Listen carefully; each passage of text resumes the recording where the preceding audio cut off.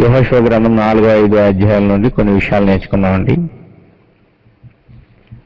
ఇశ్రాయేల్ ప్రజలు యొర్దాను దాటడం, చిరకాలము జ్ఞాపకం ఉండేటట్లుగా ఒక ఆనవాలు వారు రాళ్లను ఏర్పాటు చేయడం, 12 రాళ్లు తీసి అక్కడ నిలబెట్టడం, వారు ప్రవేశించిన తర్వాత వారు సున్నతి పొందిన వారు సున్నతి పొంది అక్కడ పస్కా పండుగను ఆచరించడం. 5వ అధ్యాయం చివరి భాగంలో దేవుడు పంపిన దూత యెహోవా సేనాధిపతి అక్కడ మనం చూస్తాం. 5వ అధ్యాయం 13 నుండి 15 వచనాల్లో యెహోవా సేనాధిపతి అంటే యెహోవా సైన్యానికి అధిపతి అని. యెహోవా సేనాధిపతి అంటే జీవాధిపతి అంటే యెహోవా ఇచ్చే జీవానికి అధిపతి. యెహోవా యొక్క సైన్యానికి అధిపతి, యెహోవా యొక్క జీవానికి అధిపతి. ఈ విధంగా మనం సింప్లిఫై చేసుకుని విషయాల్ని మనం నిర్వచించినట్లయితే చాలా సులభంగా ఉంటుంది అనమాట. కాబట్టి యెహోవా సైన్యానికి అధిపతి అనమాట. ఈయన ముందుండి నడిపిస్తాడు ఇశ్రాయేల్ ప్రజల్ని, ఇశ్రాయేల్ సైన్యాల్ని. ఎందుకంటే దేవుడు వారిని ముందుండి నడిపించాడంటే దేవుడు తన దూతను పంపి వారికి సహకరిస్తున్నాడు అర్థం. కాబట్టి దేవుడు తన దూతను పంపి సహకరిస్తున్నాడు అనమాట.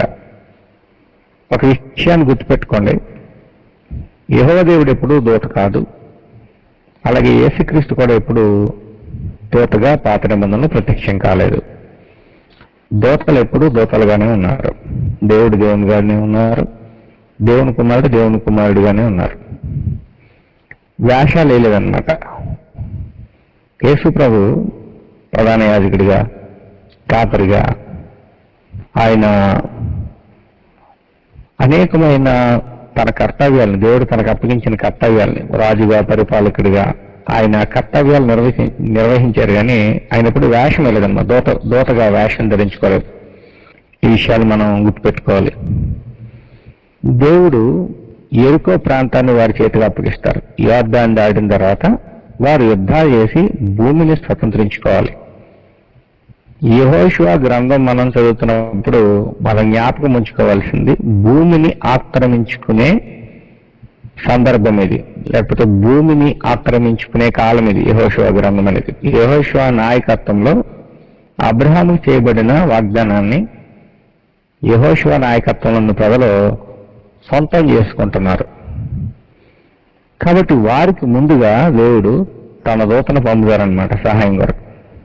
ఎర్ర సముద్రాన్ని దాటేటప్పుడు కానీ, ఇశ్రాయేలీలు అరణ్యంలో ప్రయాణం చేసేటప్పుడు కానీ, ప్రతి సందర్భంలోనూ కూడా దేవుడు తన దూతను పంపి వారికి ఎలాగైతే సహాయం చేశారో అలాగే ఇక్కడ దేవుడు తన సేనాధిపతి అయిన ఒక దూతను పంపుతున్నారనమాట. 6వ అధ్యాయం మనం చదువుతున్నప్పుడు యెరికో ప్రజలు ద్వారం గట్టిగా మూసేసుకున్నారు. భయమేస్తుంది ఇశ్రాయేల్ ప్రజలంటే వారికి. ఎర్ర సముద్రం ఆగలేదు, 2గా పాయలైపోయింది. యొర్దాను నది వారి ముందు నిలవలేదు. యొర్దాను నది కూడా వారికి దారిచ్చేసింది. ఫరో నిలబడలేదు. అంత పూర్వం అరణ్యంలో కొందరు శత్రువులు ఉన్నారు, వారు నిలబడలేదు, వారి ముందు నిలవలేదు. అంటే దేవుడు ఇశ్రాయేల్ ప్రజలకు తోడుగా ఉన్నప్పుడు దేవుని ప్రజలైన ఇశ్రాయేలుకు తిరుగులేని విజయాలను దేవుడు అందిస్తా ఉన్నాడు.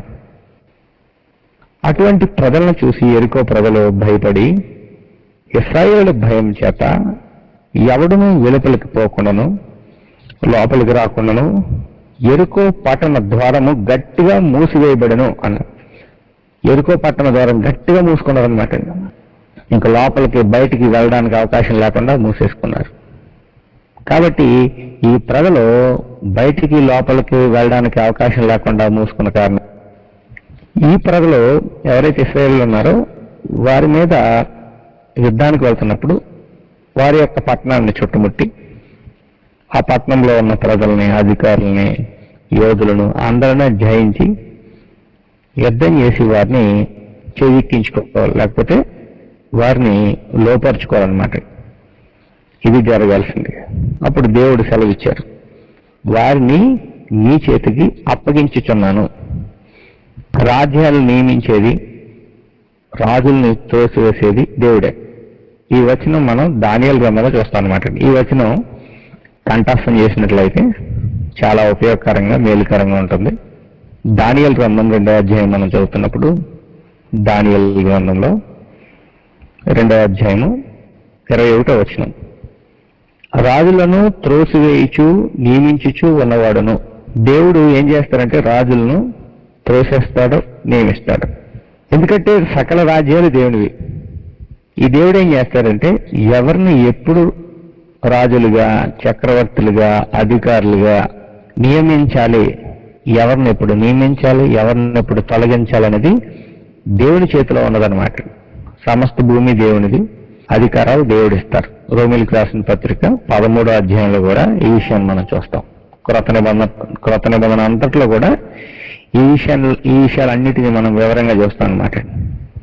కాబట్టి యెరికో పట్టణాన్ని దేవుడు తన ప్రజలైన ఇశ్రాయేలుకి ఇస్తున్నారని చెప్పిన తర్వాత ఇశ్రాయేలులో ధైర్యం వచ్చింది. అక్కడున్న ప్రజలు భయపడి ద్వారాలు మూసేసుకున్నారనమాట. బయట వాళ్ళు లోపలికి రాకుండా, లోపల వాళ్ళు బయటికి పోకుండా గట్టిగా మూసివేయబడిను అన్నది. 2వ వచనం మనం చదువుతున్నప్పుడు యెహోవా యెహోషువతో ఇట్లనెను, చూడుము, నేను యెరికోను దాని రాజును పరాక్రమము గల శూరులను నీ చేతికి అప్పగిస్తున్నాను. అంటే టోటల్ యెరికో ప్రాంతాన్ని, దాని రాజును, పరాక్రమ గల శూరులు అందరినీ కూడా అప్పగించేస్తాడు అనమాట. ఇంకా అక్కడ ఎదురు తిరిగేవారు ఎవరు ఉండరు, అందరినీ అప్పగించేస్తాడు. అప్పగించినప్పుడు వీళ్ళు యుద్ధ సన్నద్ధులో యుద్ధం చేయాల్సిన అవసరం ఉందని 3వ అధ్యాయం 3వ వచనం నుండి 5వ వచనంలో మనం చూస్తాం. యుద్ధ సన్నద్ధులై పట్టణమును ఆవరించి ఒక మారు దాని చుట్టూ తిరగవలను. మీరేం చేయాలంటే ఒక మారు దాని చుట్టూ తిరగాలి. అలాగూ 6 దినాల్లో చేయిచూ రావాలి. 7 యాజకులు పొట్టేలు కొమ్ము బోరలను పట్టుకుని ముందుగా నడవాలి. 7వ దినమున మీరు 7 మార్లు పట్టణము చుట్టూ తిరుగుతుండగా ఆ యాజకులు బోరలు ఓడుతూ ఉండాలన్నమాట. 7 రోజులు వారు మాట్లాడకూడదు. 7వ రోజు మాత్రం ఆర్భాటంగా కేకలు వేయాలని దేవుడు చెప్పడం జరిగిందనమాట.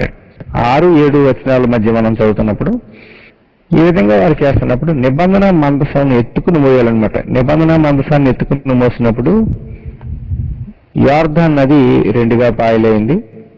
అలాగే నిబంధన మందసాన్ని యెరికో చుట్టూ తిప్పుతూ మోస్తున్నప్పుడు వారు విజయాన్ని సొంతం చేసుకుంటారనమాట. నిబంధన మందసాన్ని వారు మోస్తున్నారు అంటే నిబంధన మందసంలో ప్రాముఖ్యమైనవి నిబంధన పలకలు. నిబంధన పలకల మీద ఏమున్నాయనంటే దేవుని యొక్క ఆజ్ఞలు ఉన్నాయి, దేవుని యొక్క చిత్తం ఉందన్నమాట.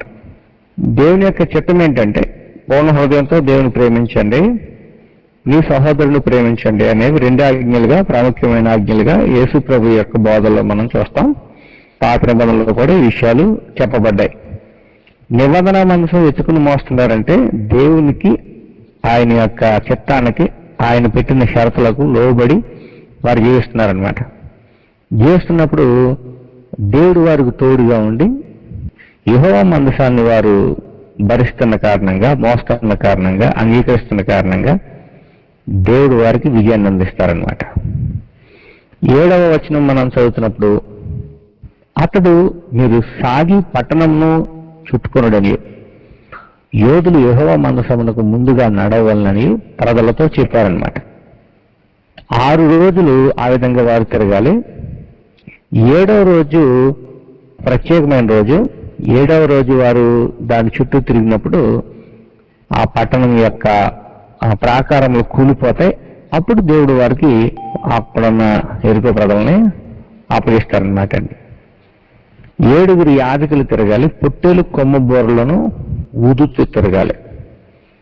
ఏది దేవుడు చెప్పారో దానిని వారు జరిగిస్తూ తిరగాలన్నమాట. 10వ వచనం మనం చదువుతుంటే యెహోషువ, మీరు కేకలు వేయడని నేను మీతో చెప్పు దినం వరకు మీరు కేకలు వేయవద్దు, మీ కంఠ ధ్వని వినబడనివ్వద్దు, మీ నోట నుండి ఏ ధ్వనియో రావలదు.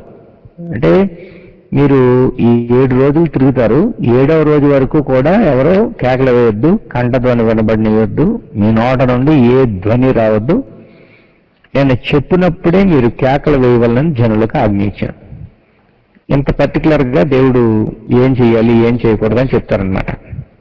వారు దేవునికి విధేయత చూపిస్తున్నారా లేదన్నది చాలా ప్రాముఖ్యమైనదనమాట. విధేయత చూపిస్తే దేవుడు వారికి తోడుగా ఉంటారు. విధేయులుగా ఉన్నప్పుడు దేవుడు వారికి విజయాన్ని ఇస్తారు.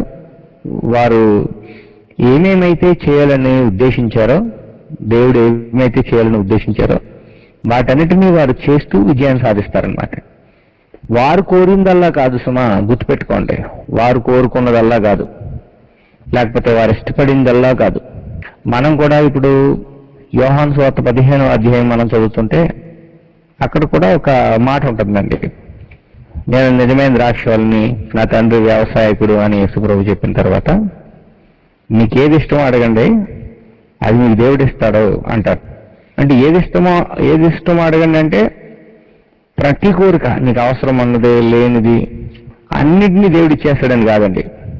7వ వచనం మనం చదువుతుంటే యోహాను సువార్త 15వ అధ్యాయం 7వ వచనంలో, నా యందు మీరును మీ యందు నా మాటలను నిలిచి ఉండిన యెడల మీకు ఏది ఇష్టమో అడుగుడి, అది మీకు అనుగ్రహింపబడును. నా యందు మీరు, మీ యందు నా మాటలు.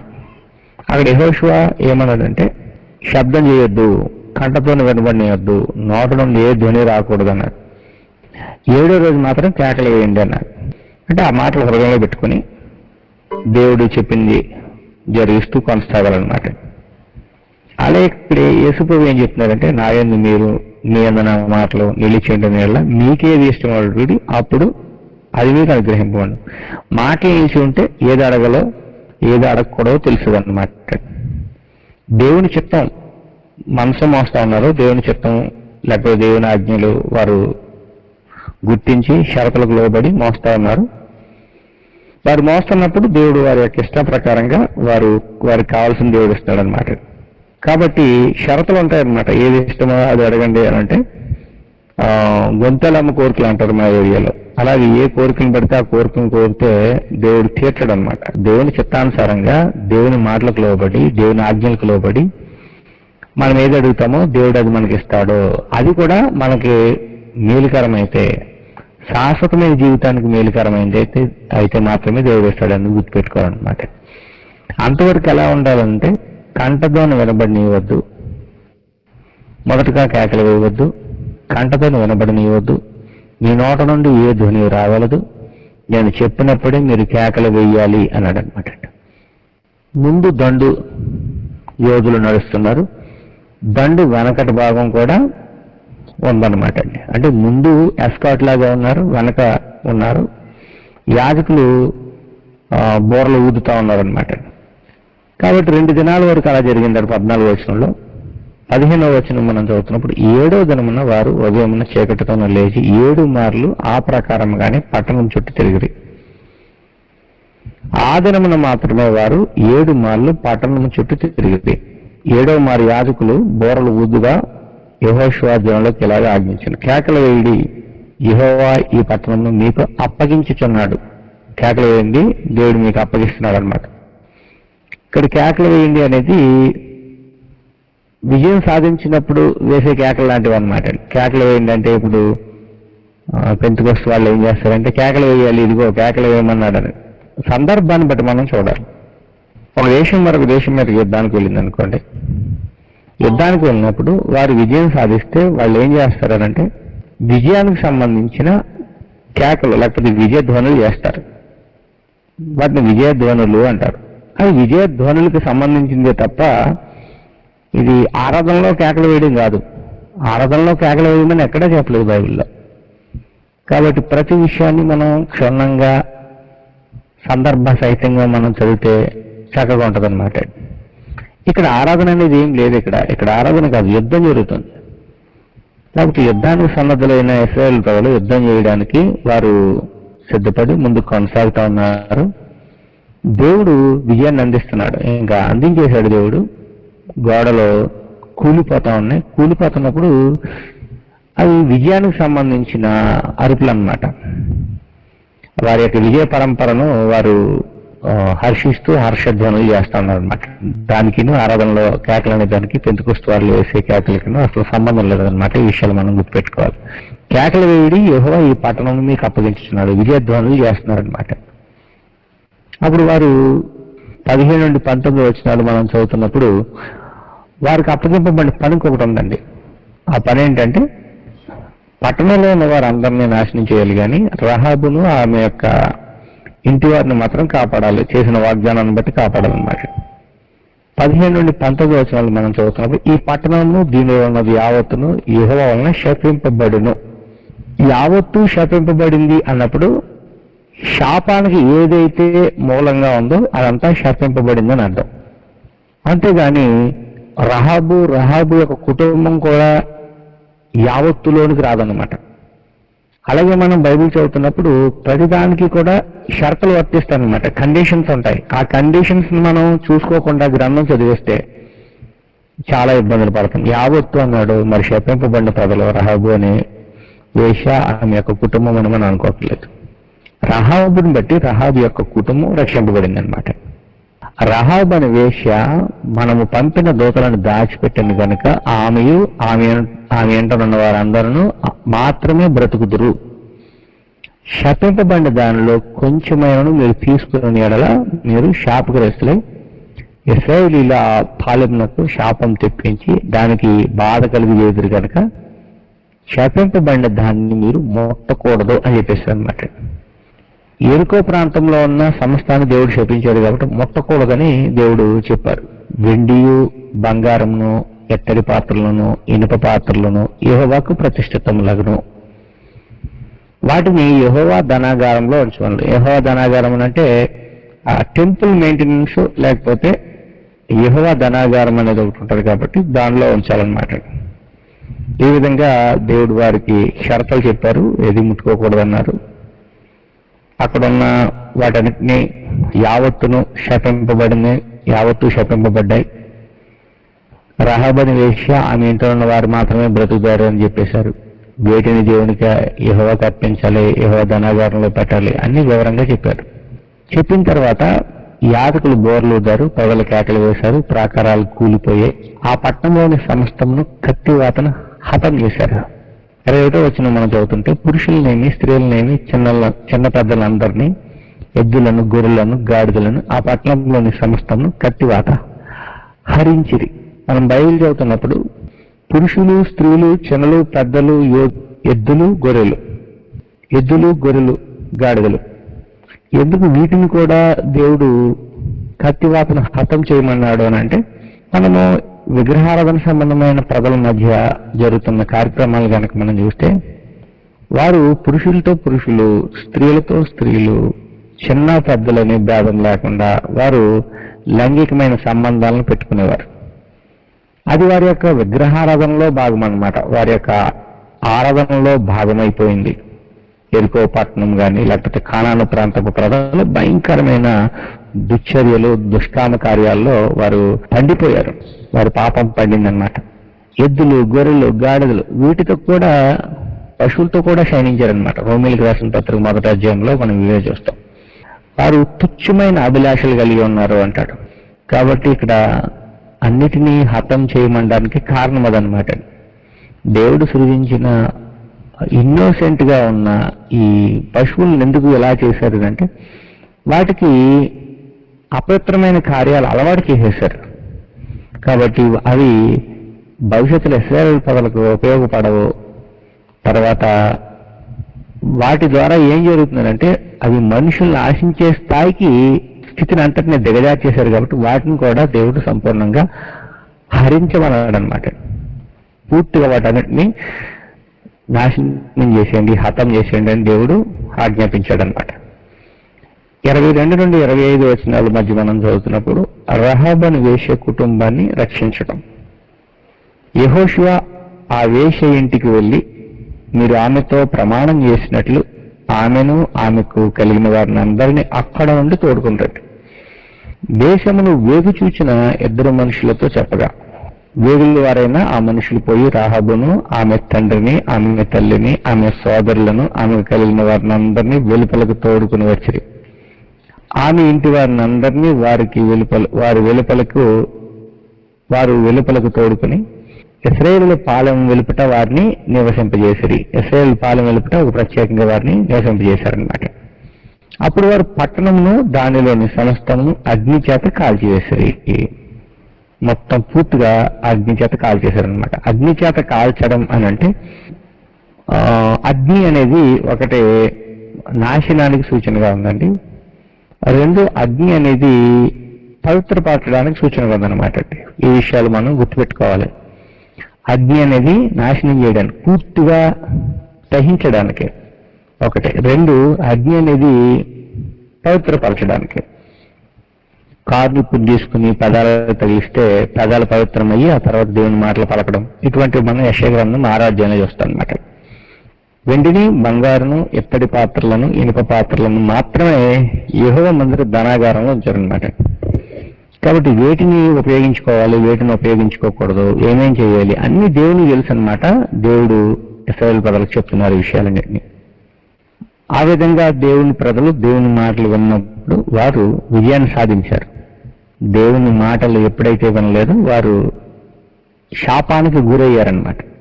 ఇలా జరుగుతూ ఉండగా 26 నుండి 27 వచనాలు మనం చదువుతున్నప్పుడు ఆ కాలంలో యెహోషువ జనముల చేత శపథం చేయించి వారికి ఇలాగా ఆజ్ఞాపించెను. ఎవడు యెరికో పట్టణమును కట్టించపూనుకును వాడు యెహోవా దృష్టికి శాపగ్రస్తుడగును. వాడు దాని పునాది వేయగా వాని జ్యేష్ఠ కుమారుడు చచ్చును. దాని తలుపులను నిలువనట్టుగా వాని కనిష్ఠ కుమారుడు చచ్చును. యెహోషువకు తోడైండను గనుక అతని కీర్తి దేశమన్నంతటను వ్యాపించెను. యెహోషువ యొక్క కీర్తి దేశమన్నంతటా వ్యాపించిందనమాట. ఈ మాటలు మనం యేసు ప్రభు కాలంలో కూడా, యేసు ప్రభు యొక్క జీవితంలో కూడా చూస్తూ ఉంటాం. మత్తయి సువార్త 4వ అధ్యాయంలో యేసు ప్రభు పరిచర్య చేస్తూ ఉంటారు. యేసు ప్రభు పరిచర్య చేస్తున్నప్పుడు యేసు ప్రభు పరిచర్యలో మనకి కనిపించేది ఏంటంటే ఆయన కీర్తి వ్యాపించింది, విస్తరించింది అనే మాట మనం చూస్తాం. మత్తయి సువార్త 4వ అధ్యాయం 24వ వచనం 23 నుండి. యేసు వారి సమాజ మందిరాలలో బోధించుచు దేవుని రాజ్యం గురించిన సువార్తను ప్రకటించుచు ప్రజలలోని ప్రతి వ్యాధిని, రోగము స్వస్థపరచుచు గలడైనంతటా సంచరించెను. ఈయన యుద్ధాలు చేస్తూ ప్రజలు స్వాధీనం చేసుకునేలా చేస్తా ఉన్నాడు. యేసు ప్రభు ఏమో బోధిస్తూ దేవుని రాజ్య సువార్తను ప్రకటిస్తూ ప్రజల్లో ఉన్న సమస్యలన్నిటిని తొలగిస్తూ దేవునికి సొంతం చేస్తా ఉన్నాడు అనమాట. వారి హృదయంలో విషయాలు పరిచి వారి హృదయంలో దేవునికి స్థానాన్ని, లేకపోతే దేవుని యొక్క స్వాస్యంగా వారిని సిద్ధం చేస్తా ఉన్నాడు అనమాట యేసుప్రభు. యెహోషువ యొక్క కీర్తి, యేసుప్రభు యొక్క కీర్తి వ్యాపించిందనమాట. ఆయన కీర్తి సిరియా దేశం అన్నంతటా వ్యాపించెను. సిరియా దేశం అన్నంతటా వ్యాపించింది. యెహోషువకు దేవుడు యెహోవా తోడై ఉన్నాడు కనుక ఆయన కీర్తి దేశం అన్నంతటా, అంటే యెరికో లేకపోతే ఇశ్రాయేల్ ప్రజలందరి మధ్య వ్యాపించిందనమాట. అంటే దేవుని మీద ఆధారపడిన యెహోషువ, దేవుని మీద ఆధారపడిన యేసుక్రీస్తు, దేవుని అభిషేక్తులైన వారు యెహోషువకు తోడై ఉన్న దేవుడే యేసుక్రీస్తుకు కూడా తోడై ఉన్నారు. కాబట్టి వారి కీర్తి ఆ ప్రాంతాల్లో విస్తరించింది, వ్యాపించింది అనమాట. కాబట్టి 6వ అధ్యాయం మనం చదువుతున్నప్పుడు యెరికో మీద వారి యొక్క దండయాత్ర, లేకపోతే యెరికో మీద విజయం సాధించడం. యెరికోను దేవుడు ఇశ్రాయేలు చేతికి అప్పగించాడు. అక్కడున్న రాజుల్ని, పరాక్రమశాలుల్ని, యెరికో ప్రాంతాన్ని దేవుడు ఇశ్రాయేలు చేతికి యెహోషువ నాయకత్వంలో అప్పగించాడనమాట. వారు మందసాన్ని మోస్తూ దేవుడు చెప్పినట్లుగా బూరలూదుతూ యాజకులు ముందు నడుస్తుండగా వారి కంఠ ధ్వని వినబడకుండా, కేకలు వేయకుండా, నోట నుండి ఏ ధ్వని రాకుండా దేవుని మాట విని చెప్పినట్లుగా చేసినప్పుడు వారు విజయాన్ని సాధించారనమాట. దేవుడు ఎప్పుడు ఏం చేయమంటారో అదే చేస్తే విజయం సాధిస్తామనే విషయాన్ని మనం ఇక్కడ గుర్తుపెట్టుకోవాలండి. గొప్ప ప్రాంతం, గొప్ప పట్టణం, అంతకు పూర్వం వేగు చూసిన వారు భయపడిపోయారు. అలాంటి ప్రాంతాన్ని, పట్టణాన్ని ఇప్పుడు చాలా సులభంగా, సునాయాసంగా దేవుడు వారి చేతికి అప్పగించారనమాట. ఆ తర్వాత అధ్యాయం మనం చదువుతున్నప్పుడు చిన్న పట్టణమైన హాయి పట్టణం, ఆ పట్టణాన్ని జయించలేక ఇశ్రాయేలు ప్రజలు వెనక్కి పారిపోయి వస్తారు, లేకపోతే ఇశ్రాయేలు ప్రజల యొక్క గుండెలు కరిగిపోతుంది. 36 మనుషులు హతం చేయబడతారు. హాయి వారి ఎదుట నిలవలేకపోతారనమాట. ఈ విషయాన్ని మనం 7వ అధ్యాయంలో చూస్తాం. ఎరుకోను కూల్చేసి, పెద్ద పెద్ద కోట గోడలను కూల్చేసి, పెద్ద బ్యాటిల్ ఫీల్డ్ అంటే పెద్ద యుద్ధ భూమిలో గెలుపొందిన ఇశ్రాయేలు ప్రజలు చిన్న పట్టణం ముందు ఓడిపోతారు. గుండెలు కరిగిపోతాయి. ఎరుకో వారి యొక్క గుండెలు కరిగిపోయాయి, భయపడిపోయారు. కానీ ఇప్పుడు ఇశ్రాయేలు ప్రజల గుండెలు కరిగిపోతాయి. ఎందుకు ఇలా జరిగింది అని అంటే, భక్తి జీవితమైనా లేకపోతే ఇశ్రాయేలు జీవితమైనా ఏ జీవితమైనా బ్యాటిల్ ఫీల్డే, అంటే యుద్ధ భూమి. నేను యుద్ధాలు చేశాను కదా, ఇంక నేను యుద్ధాలు చేయక్కర్లేదు అని రెస్ట్ తీసుకోవాల్సిన అవసరం లేదు, రిలాక్స్ అయిపోకూడదు. నేను ఎప్పుడు ప్రార్థన చేసుకుంటున్నాను కదా, ఎప్పుడు బైబిల్ చదువుతున్నాను కదా, ఇంక నేను చదవక్కర్లేదు, ఇంక నేను ప్రార్థన చేయక్కర్లేదని మనము రిలాక్స్ అయిపోకర్లేదు. మనం ఎంత గొప్ప ప్రార్థన పరులమైనా, ఎంత బాగా బైబిల్ చదివి బోధించగలవారమైనా ఎప్పటికప్పుడు బైబిల్ మీద ఆధారపడి చదువుతూ ఉండాలి, ప్రార్థిస్తూ ఉండాలి. నా జీవితంలో నేను ఎన్నో గొప్ప ప్రసంగాలు చేసేసాను, లేకపోతే నేను ఎన్నో సాధించేశానని అక్కడతో ఆగిపోయేది కాదు క్రైస్తవ్యం, భక్తి జీవితం. ఇది కొనసాగేది, నడుచుకుంటూ పోయేది. ఎరుకోని సాధించేసాం, ఎరుకో మీద విజయం సాధించేసాం కదా అని కొంత ఓవర్ కాన్ఫిడెన్స్తోను, తర్వాత దేవుడు ఏదైతే చెయ్యొద్దన్నారో దానిని చేసిన కొందరు ఉన్నారు. ఆ ప్రజలను బట్టి మిగిలిన వారు కూడా సమస్యలు ఎదుర్కోవాలన్నమాట. యెహోషువ గ్రంథం 7వ అధ్యాయం అనే విషయం చూస్తాం. యెహోషువ గ్రంథం 7వ అధ్యాయం 1వ వచనం మనం చదువుతున్నప్పుడు, శపితమైన దాని విషయంలో ఇశ్రాయేలీలు తిరుగుబాటు చేశారు. తిరుగుబాటు అంటే ఆకాశం వైపు కనులెత్తి చూసి దేవుడిని తిట్టడం కాదు. తిరుగుబాటు అంటే దేవుడి మీద అసహనాన్ని వ్యక్తం చేయడం కాదు. దేవుడు ఏదైతే చేయొద్దన్నాడో దాన్ని చేయడం కూడా తిరుగుబాటు చేయడమే. అది ఏదైనా తోట నుండి మనం చేస్తానన్నాం, ఆజ్ఞను అతిక్రమించడం. దేవుడు ఏది చేయొద్దన్నాడో దాన్ని చేసి ఆజ్ఞను అతిక్రమించడం. ఎట్లనగా అంటే ఏంటా తిరుగుబాటు అంటే, యోధా గోత్రంలో జెరహు మునుమనబడును, జబ్దీ మనబడును, కర్మీ కుమారుడనైన ఆకాను శపథము చేయబడిన దాంట్లో.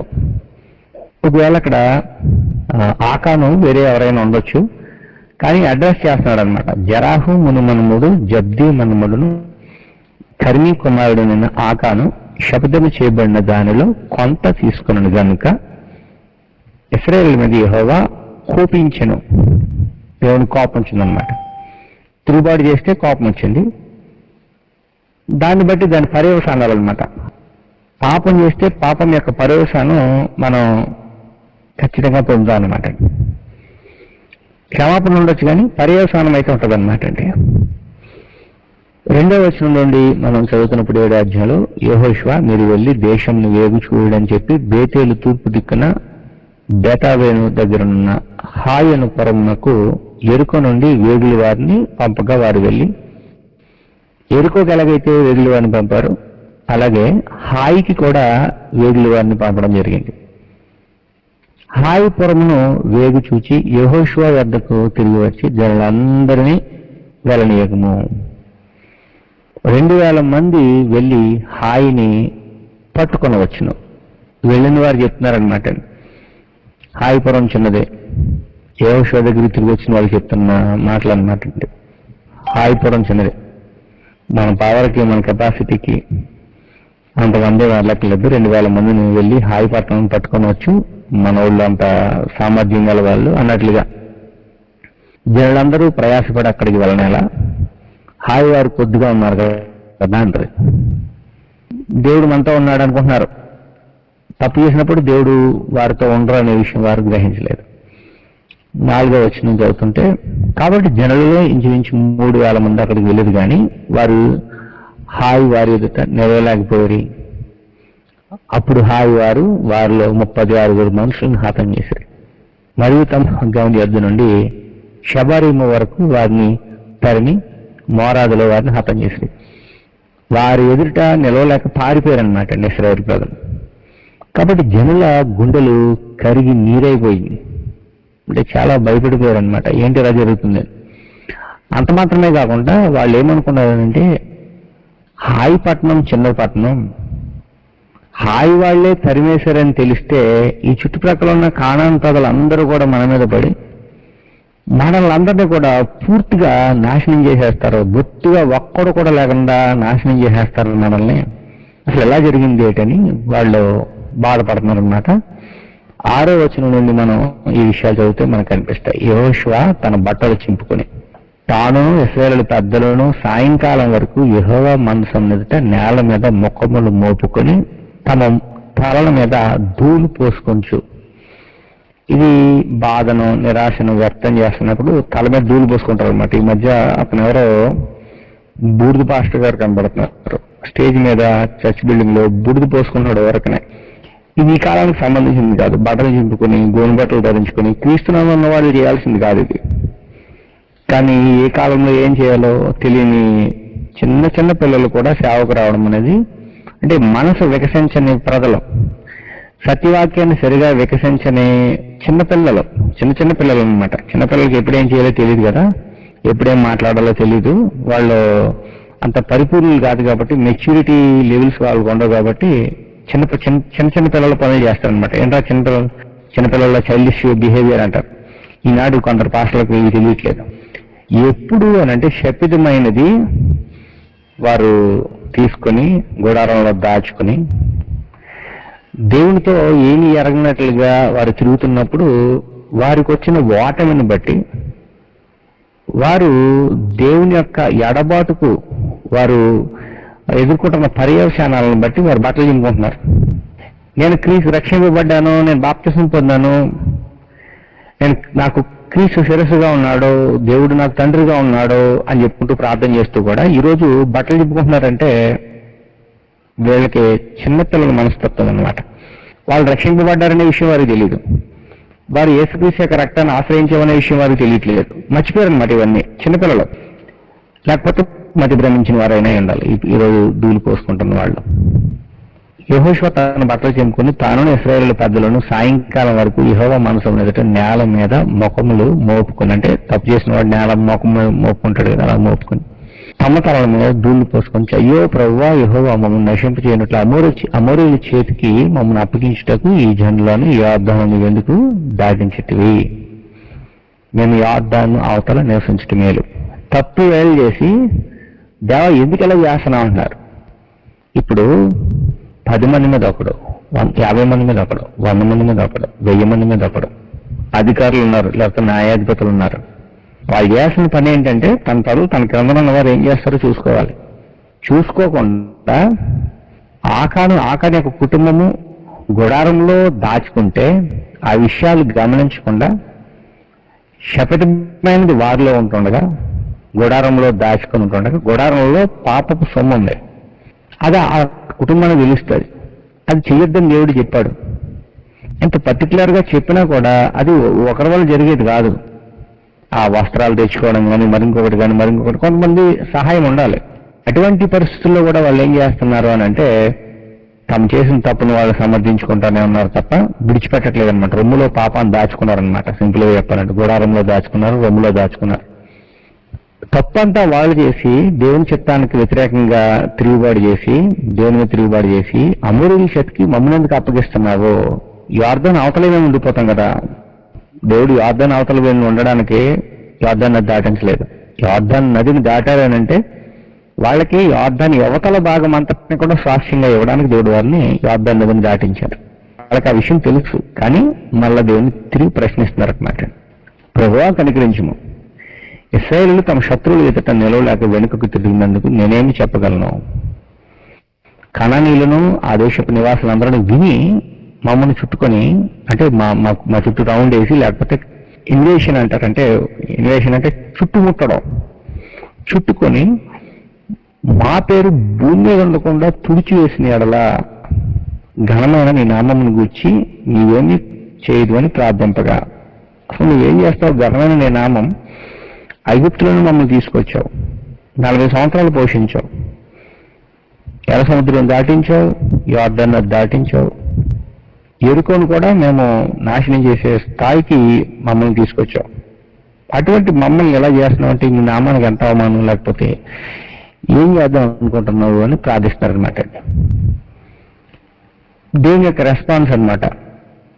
మీరెందుకు ఈ విధంగా ఓడిపోయారు అనే విషయం దేవుడు చెప్తున్నారు 10-11 వచనాల్లో. యెహోవా యెహోషువతో ఇట్లా లెమ్ము, నీవేళ ఇక్కడ ముఖము నేల మోపుకొందువు. ఇశ్రాయేలు పాపం చేసి ఉన్నారు, నేను వారితో చేసిన నిబంధనను వారు మీరి ఉన్నారు. ఇశ్రాయేలు అందరూ చేశారా అంటే ఇశ్రాయేలు కొందరు చేశారు. కాబట్టి ఇశ్రాయేలు జాతికి అంతటికీ కూడా ఈ సమస్య వచ్చిందనమాట. దాని యొక్క పర్యవసానం అందరూ అనుభవిస్తున్నారు. ఇప్పుడు ఉదాహరణకి నేను ఒక 10 లక్షలు అప్పు చేశాను అనుకోండి. అప్పు చేస్తే దాని పర్యవసానం నా భార్య, నా బిడ్డలు, నా తల్లి, నా తండ్రి అందరూ అనుభవిస్తారు. అది పాపం యొక్క పర్యవసానం. పాపం చేసినందుకు, తిరుగుబాటు చేసినందుకు ఒకవేళ దేవుని యొక్క కృపల నుండి తొలగిపోతానేమో, కానీ అప్పు చేసినందుకు నా పర్యవసానం ఏదైతే ఉందో అది అందరికీ వస్తుంది అనమాట. కాబట్టి పర్యవసానాన్ని అందరూ అనుభవిస్తున్నారనమాట. పాపం వేరు, పాపం యొక్క పర్యవసానం వేరు. పాపం క్షమించబడచ్చు, కానీ దాని పర్యవసానానికి సంబంధించిన విషయాలు ఏమైతే ఉంటాయో అవి పీడిస్తూ ఉంటాయి అనమాట, బాధిస్తూ ఉంటాయి. ఇది మనం గ్రంథంలో ముందు కూడా చూస్తాం. శపితమైన దాన్ని కొంత తీసుకుని దొంగిలి బొంకి తమ సామానులో దాచుకొని తమ సామానులో దాన్ని ఉంచుకొని ఉన్నారు. ఇక్కడ మీరు గమనించండి, దొంగిలించాడట. అబ్బాయి నేను దొంగిలించలేదని దొంగతున్నాడు అనమాట. తమ సామాన్లో దాచుకొని ఉంచుకొని ఉన్నారు, క్షమించండి, దాన్ని ఉంచుకొని ఉన్నారు అన్నాడు. ఒకటి చేసింది కాదు ఇది, అతను నాయకుడు అనమాట వారి యొక్క ఆ చర్యలకు లేకపోతే కార్యక్రమాలకి. 12 నుండి 13 వచనాలు, 2 వచనాలు మనం చూస్తుంటే, కాబట్టి ఇశ్రాయేలు శాపగ్రస్తులై తమ శత్రువులు ఎదుట నిలువలేక తమ శత్రువులు ఎదుట వెనుకకు తిరిగి, శాపగ్రస్తులైన వారు మీ మధ్యన ఉండకుండా మీరు వారిని నిర్మూలన చేస్తేనే తప్ప నేను మీకు తోడై ఉండను. దేవుడు చాలా క్లియర్గా చెప్పేశాడు అనమాట. అప్పుడు అన్నాడు, నీవు లేచి జనులను శుద్ధిపరచి అన్నాడు. శుద్ధిపరచుకోవడం అంటే కాన్సిక్రేట్ చేయడం, అంటే దేవుని సేవకే ప్రత్యేకించుకోవడం అన్నట్లు, లేకపోతే పవిత్రపరచుకోవడం అన్నట్లు. ఇక్కడ సందర్భంలో పరిశుద్ధపరచుకున్నది ఏంటంటే, ఇక్కడ అర్థం ఏంటంటే జరిగిన తప్పిదం నుండి సంస్కరించుకోవడం. అది ఇక్కడ సమస్య అన్నమాట. మనం 3వ అధ్యాయం 5వ వచనంలో కూడా మిమ్మును మీరు పరిశుద్ధపరచుకునడం జనులకు ఆజ్ఞ ఇచ్చాను అంటే యోర్దాను దాటే ముందుగా కూడా ఈ మాట చెప్పడం జరిగింది. విలాప వాక్యాలు 3:40లో కూడా మన మార్గమును పరిశోధించి తెలుసుకొని మనం యెహోవా తట్టుకు తిరుగుదాము అన్నారు. అంటే మనం ఏం చేసాం తప్పు, మనం చేసిన తిరుగుబాటు ఏంటి, అవిధేయత ఏంటి అని చెప్పి పరిశోధించుకుని తెలుసుకుని యెహోవా తట్టుకు తిరగాలన్నమాట. ఈ విధంగా వారు తిరిగి ఏ గోత్రమో ఎవరు చేశారో వివరంగా వారు గ్రహించిన తర్వాత దేవుడు వారికి తెలియజేశారు. దుష్కార్యం చేసిన వాడు ఎవడు అనే దాన్ని బట్టి పట్టబడ్డాడు అనమాట. 17వ వచనంలో రప్పించినప్పుడు జబ్దీ పట్టబడను, అతడును అతని ఇంటి పురుషుల వరుసను దగ్గరకు రప్పించినప్పుడు 18వ వచనంలో యోధా గోత్రంలోని జరహు మునుమనముడును జబ్దీ మనముడును కర్మీ కుమారుడైన ఆకాను పట్టబడను. కాబట్టి ఆకాన్ని శిక్షించిన తర్వాత ఆకాను ఒప్పుకుంటాడు అనమాట 19. అప్పుడు యెహోషువ ఆకానుతో, నా కుమారుడా, ఇశ్రాయేలు దేవుడైన యెహోవాకు మహిమను చెల్లించి ఆయన ఎదుట ఒప్పుకొని నీవు చేసిన దాన్ని మరుగు చేయక నాకు తెలుపమని నిన్ను వేడుకొనుచున్నానని చెప్పగా, ఆకాను యెహోషువతో, ఇశ్రాయేలు దేవుడైన యెహోవాకు విరోధముగా నేను పాపం చేసినది నిజము. దోపుడు సొమ్ములో ఒక మంచి సేనాది వస్త్రమును, 200 తులముల వెండిని, 50 తులముల ఎత్తుగల ఒక బంగారు కమ్మిని నేను చూచి వాటిని ఆశించి తీసుకుంటుని. ఇదిగో నా డేరా మధ్య భూమిలో దాచబడి ఉన్నవి. ఆ వెండి దాని క్రింద ఉన్నదని ఉత్తరమించి తాను చేసినదంతా ఒప్పుకున్నాడు అనమాట. ఒప్పుకున్న తర్వాత దానికి సంబంధించిన పర్యవసానాన్ని అతను అనుభవిస్తాడు. ఆ ప్లేస్ ని వాళ్ళు ఏమన్నారంటే ఆకోరు లోయలోనికి తీసుకుని వచ్చారు. అప్పుడు యెహోషువ, నీవేళ మమ్మల్ని బాధపరిచితివి, నేడు యెహోవా నిన్ను బాధపరుచున్నాను. ఇశ్రాయేలు అందరూ వారిని రాళ్లతో చావగొట్టి వారిని రాళ్లతో కొట్టిన తర్వాత అగ్ని చేత కాల్చి వారి మీద రాళ్లను పెద్ద గొప్పగా వేసిరి. మనము 3వ అధ్యాయంలో చూస్తామండి ఇటువంటి ఒక ఆనవాలు. మరలా ఇక్కడ కూడా మనం ఒక రాళ్ల కుప్పగా వేస్తారనమాట. ఇక్కడ కూడా ఒక ఆనవాలు మనం చూస్తాం అన్నమాట. అప్పుడు యెహోవా కోపోద్రేకము వీడిన వాడే మల్లుకొనెను, అందుచేతను నేటి వరకు ఆ చోటికి ఆకోర్ లోయ అని పేరు అనమాట. ఆకోర్ లోయలో ఏం జరిగిందనంటే ఆకానుకు శిక్ష విధించారనమాట అక్కడ ప్రజలు. కాబట్టి ఈ విధంగా మనము యెహోషువ గ్రంథంలో చూస్తాం. యెహోషువ గ్రంథంలో ఈ చర్య ద్వారా మనం గమనించాల్సింది ఏంటంటే పాపాలు ఒప్పుకున్నాడు, విడిచిపెట్టాలన్నమాట అండి. విడిచిపెట్టాలి, మరలా చేయకుండా దాన్ని జరిగించకుండా జాగ్రత్త పడాలి. ఇటువంటివి కొన్ని సందర్భాల్లో దేవుడు ఎందుకు ఎంత కఠినంగా ఉండాల్సి వచ్చింది అని అంటే ప్రజలందరూ కూడా ఈ విషయాన్ని తెలుసుకోవాలి. వాళ్ళందరూ తెలుసుకోవాలి, భవిష్యత్తులో తిరుగుబాటు చేయకూడదు. కాబట్టి ఒక అమాయకుని పట్టుకుని దేవుడు విక్టిమ్గా చేసి వాడి మీద తన ప్రతాపం చూపించినట్లు కాదు. దేవుడు ప్రేమ స్వరూపి, దేవుడు న్యాయవంతుడు. తన ప్రేమ, న్యాయం వాటికి మించి దేవుని యొక్క న్యాయమైన తీర్పు అనేది ఒకటి ఉంది. న్యాయమైన తీర్పును బట్టి ఆకానుకు ఏ విధంగా జరిగింది, అతను శిక్షింపబడ్డాడు. అతనికి సంబంధించిన తీర్పు ఏదైతే ఉందో అది అతను ఆశించి తీసుకున్నాడు, దాన్ని దాచిపెట్టాడు. అనేకులు బాధింపబడుతున్నా దాన్ని ముందుగా చెప్పలేదన్నమాట. ముందుగా చెప్పలేదు. ఆ తర్వాత కూడా దాన్ని విడిచిపెట్టడానికి అతను ఇష్టపడినట్లుగా కూడా లేడు. కాబట్టి అటువంటి వ్యక్తిని దేవుడు శిక్షించడం అనేది మనం చూస్తాం. అంతకు పూర్వం ఎరుకు అనే గొప్ప పట్టణాన్ని వారు పట్టుకున్నారు. హాయ్ అనే చిన్న పట్టణాన్ని పట్టుకోలేకపోయారు. ఎందుకు పట్టుకోలేకపోయారు అంటే వారిలో ఉన్న శపితమైన స్థితి అన్నమాట, డేరాలో దాచుకున్న స్థితి. కాబట్టి అటువంటి స్థితి ఏదైనా ఉంటే మనం విడిచిపెట్టేయాలన్నమాట. మనం పరిశోధించి తెలుసుకోవాలి. మనం గ్రంథం చదువుతూ ప్రార్థన చేస్తూ ఉన్నప్పుడు మాత్రమే ఇది సాధ్యం. మనలో ఉన్న సమస్యలు బయటపడతాయి. మనలో, మన నిర్ణయాల్లో, మన విశ్వాసంలో, భక్తిలో ఎక్కడెక్కడ సమస్యలు ఉన్నాయో మన గ్రంథం చదువుతున్నప్పుడు మాత్రమే అవి బయటపడతాయి. అటువంటి వాటన్నిటి నుండి మనం బయటపడి సంపూర్ణంగా దేవుని కృపలో కొనసాగాలని. ఎప్పుడు మనం బ్యాటిల్ ఫీల్డ్లోనే ఉన్నాం. ఎప్పుడు బ్యాటిల్ ఫీల్డ్, మనం యుద్ధ భూమిలోనే ఉన్నాం. మనం భూమి మీద పోరాడుతూనే ఉండాలి. మన పోరాటంలో ఎప్పుడు అలసిపోకూడదు. ఎరుకొని పట్టుకున్నాం కదని హాయి ముందు మోకరలకూడదు. మనం విజేతలుగా విజయాలు సాధించుకుంటూ యేసు ప్రభువుల అపొస్తలుడైన పౌలు చెప్పినట్లుగా నా పరుగు కడముట్టించి తిని అన్నట్లు విశ్వాసం కాపాడుకుంటూనే కొనసాగాలి. ఆ విధంగా కొనసాగాలని కోరుతూ హృదయపూర్వకంగా చేస్తూ ముగిస్తుందండి. ప్రార్థన చేసుకుందాం. పరిశుద్ధుడ కృపమైన తండ్రి స్తోత్రాలు. ఎంతవరకు మీ కృప మమ్మల్ని ఆదరించి కాపాడారు నాయన. మీ కృతజ్ఞతలు. సమస్త విషయాల్లో మీ ఆదరణ మా తండ్రి పాత నిబంధన జీవితాల్లో భక్తిలో నుండి మాకు అనేకమైన పాఠాలు నేర్పిస్తున్నందుకు స్తోత్రాలు. మన ఆయన మేము అలసిపోయిన వారంగా కాకుండా ఎప్పుడూ పోరాడే వారంగా ఉండేటట్లు మీ సహాయం చేయండి. మీ వాక్యాన్ని చదువుతున్నప్పుడు గ్రహించి వేటిని విడిచిపెట్టాలో వాటిని విడిచిపెట్టే వారు ఉండనట్లు మీ సహాయం చేయండి. ఈ కార్యక్రమంలో పారిభాగస్సులైన ప్రియులందరినీ ఆశీర్వదించండి, దీవించండి. వారిని, వారి కుటుంబాలని, మీ దాసుల్ని, వారు చేస్తున్న పరిచర్యను ఆశీర్వదించండి. అనారోగ్యంతో బాధపడుతున్న వారందరినీ బలపరిచి మీ చిత్తానుసారమైన సంపూర్ణమైన ఆరోగ్యాన్ని దయచేయండి. ఈ రాత్రికాలపు దీవెనలు విశ్రాంతిని మాకు అనుగ్రహించమని ఈ ప్రార్థన మీ కుమారుడు మా రక్షకుడైన యేసుక్రీస్తు నామమున బట్టి మీకు సమర్పిస్తున్నాము మా తండ్రి.